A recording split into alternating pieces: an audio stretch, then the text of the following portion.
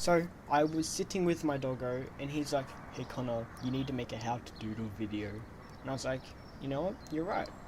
So I got up and I started filming. This is how to doodle for noobs. So this video will help you come up with ideas and teach you how to ink and also how to color. Now there are two ways of getting inspired, and one of them is to go on Instagram and check out your favorite artists, and then go on their posts and save their art, and then you can go into saved posts and have a collection of all of your favorite art. Now my second way of getting inspired is to draw what's around me, but don't copy it exactly for what it is, make it look weird and interesting. Now my second tip is to get an experimental sketchbook. This is used to let your creativity run loose and just be free and not to be afraid of having bad results. Now when it comes to making a character or anything in your sketch, break it down to very simple shapes. I tend to use a circle, square or a triangle. Now after you have your base shape, add on to it like eyes and a mouth or even flames. Just keep adding on until you're happy with your result.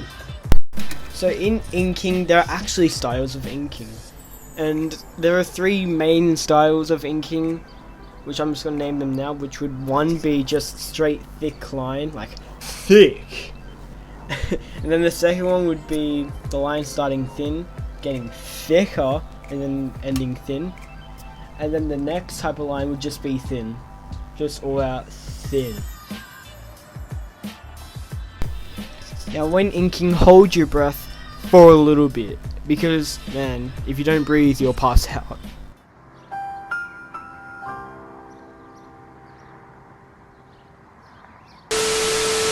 Now but on a real note, when you breathe your hand can sometimes shake up a little bit, which makes your liner a bit winky wonky, so yeah.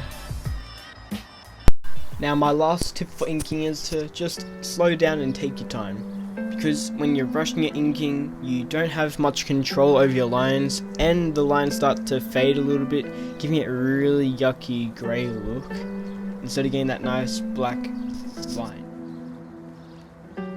So now let's just get into colouring. So before you go colouring, you should always make sure that your pencil is nice and sharp. Like, oh damn, look how sharp this pencil is. I wish I could look that sharp.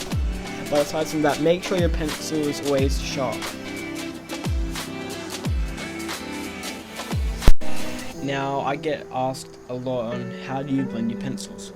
Well, you get one of your pencils and you colour in the space and slowly lift up on the page. Now you do the same thing with your other colour, except you go into the original colour. You keep going back over it until you have a nice blend.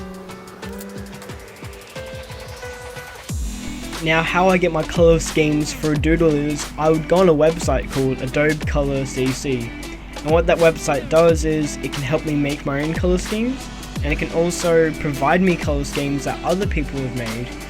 And I'm not gonna lie, these colour schemes are really good. Like, I'd highly recommend you checking out this website, but if you like it, you like it. If you don't, you don't. Your preference. But yeah, just give it a shot.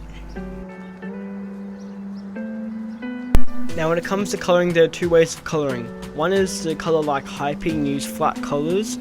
Then the second way is to have shadows and highlights in your colouring. Now this is what I do and a couple of other doodle artists.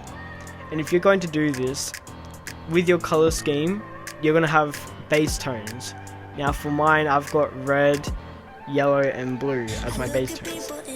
Then for the darker tones, I've got darker red, darker yellow and darker blue. Then I've got a more lighter red, and a more lighter yellow and a more lighter blue. And then I also have a shadow tone, which I've chosen to be a purplish darkish blue, and I use this across my whole drawing.